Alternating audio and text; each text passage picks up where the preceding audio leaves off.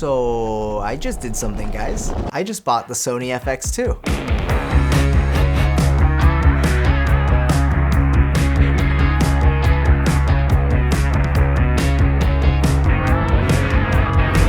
This camera has gotten a lot of disapproval from the internet, and I think it's fair. It doesn't necessarily evolve anything in the Sony ecosystem, and there hasn't been necessarily anything too groundbreaking from Sony lately, but I do think that it innovates by putting newer features onto an older sensor in a package that just works. And that's coming from both my creator side doing stuff like YouTube and on my client side after I just used it for some portrait sessions. Yes, that's right. This is my new primary photo camera, but before we get to all of that, let me take you to the beginning.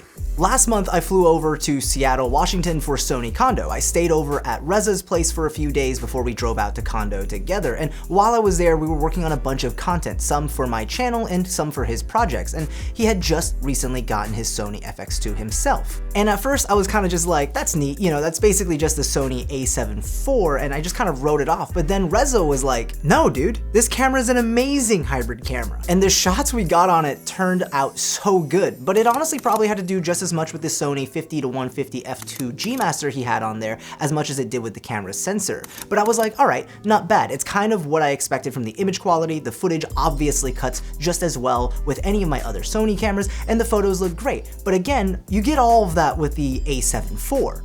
But it did plant the seed of curiosity in my brain, and when we got to Sony Kando, you know, they have the gear locker where you can check out basically any Sony camera or lens, so I decided to check out the Sony FX2, and my plan was to just shoot on that for the entire Kando trip, and that's exactly what I did. I threw my 28-70 f2 on there and basically just used the FX2 the entire trip. And again, the footage looked great. It was everything I'd expect from the supposedly retuned a7 IV sensor, which for those that don't know, the FX2 basically has the exact same sensor as the Sony a7 IV. You're getting that 7K sensor downsampled to 4K for the final output, but Sony Cine claims that the colors have been tuned to match closer to their Venice 2 cinema camera, which I'll get back to you guys once I shoot with the FX2 for a few more weeks so I can tell you guys if I noticed the difference in the color science of the sensor compared to my other sensors like the a7S III, the ZV-E1, etc. But that's not what made me buy the FX2. What made me buy the camera was the day-to-day operation of the camera. Coming from primarily shooting on the a7S III, the ZV-E1, and the a7C II,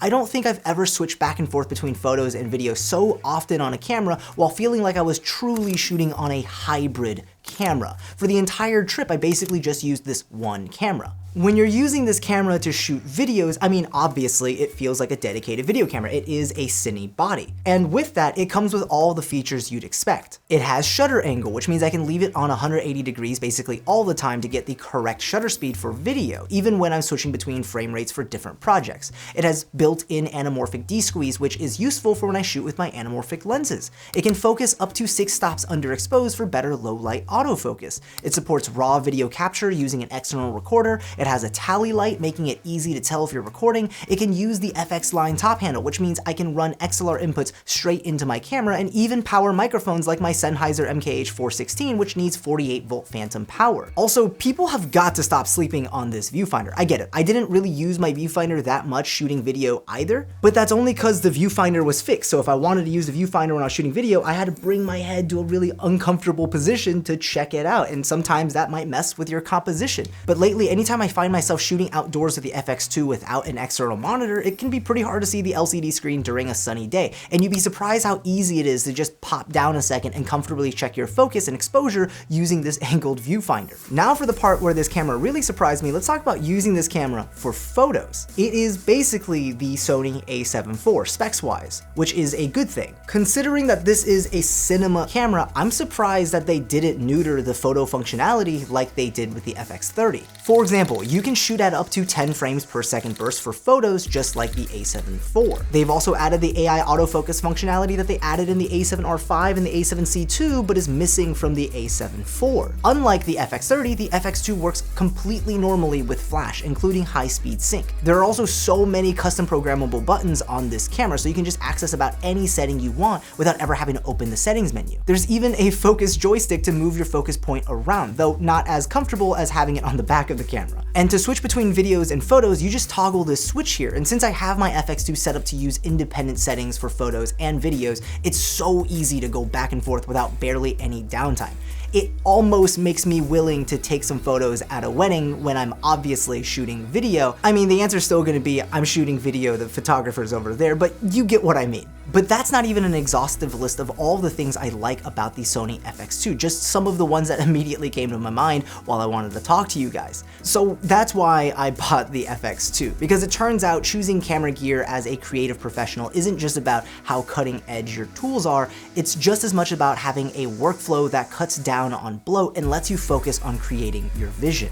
So now I have to figure out what I'm gonna do with this A7C Mark II. My justification for buying the FX2 is that it's gonna replace my A7C II because it's literally better in every way, and the plan is to sell the A7C II to offset some of the costs. The Sony A7C Mark II has been my dedicated photo camera for 2 years now, and it's gotten me through a wide variety of client work. But the thing I'm gonna miss most about the A7C II is definitely gonna be the form factor. Like, it is a tiny camera. I have small hands as it is, and it's still a tiny camera, and also I freaking love the aesthetics of the two-tone silver and black design. Like, it's probably my favorite looking Sony camera in a really long time.